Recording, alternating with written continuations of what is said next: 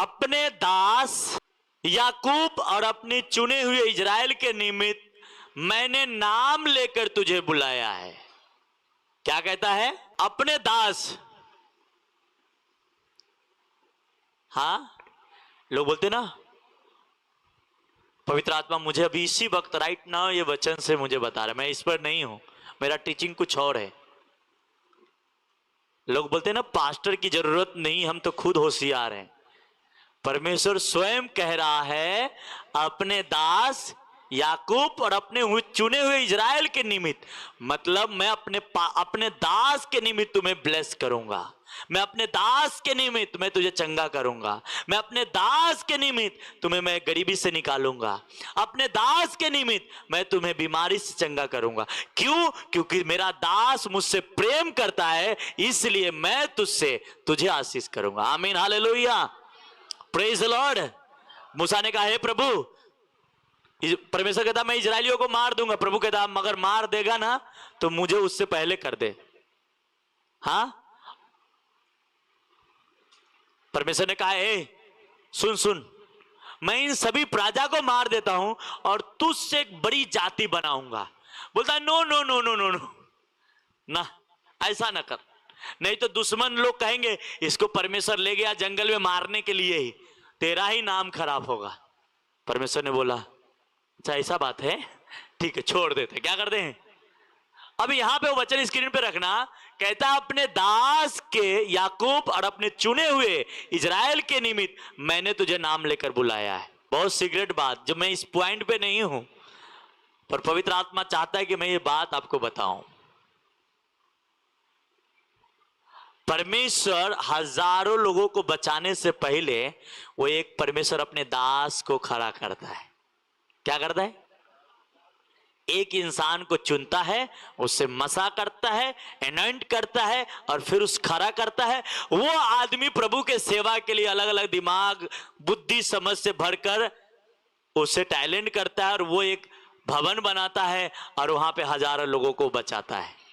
Hallelujah. Online यहां मौजूद सभी लोग आज बैठे, आज ये पास्टर सुशील को परमेश्वर खड़ा नहीं किया होता तो आप नहीं आते। सही बात है, सही बात है ना, समझ गए? तो वो कहता अपने दास के और याकूब और अब चुने हुए इजराइल के निमित्त मैंने नाम लेकर बुलाया है। मतलब ये खरा है इसलिए तुम आया है और मैं तुम्हें इसलिए बुलाया हूं। आगे कहता है यद्यपि तू मुझे नहीं जानता तो भी मैंने तुझे जगह दिया है, तू नहीं जानता है तो भी मैंने तुझे कुर्सी दिया है, तू मुझे नहीं जानता तो भी तुम्हें इज्जत दिया हूं, तुझे पदवी दिया हूं। Hallelujah, praise the Lord. कहता तू नहीं जानता था मैं कौन हूं, पर मैं अपने दास के निमित्त अपने चुने हुए बेटा बेटी के निमित्त मैंने तुझे बुलाकर तुझे ऊंचा करने के लिए पदवी दिया हूं।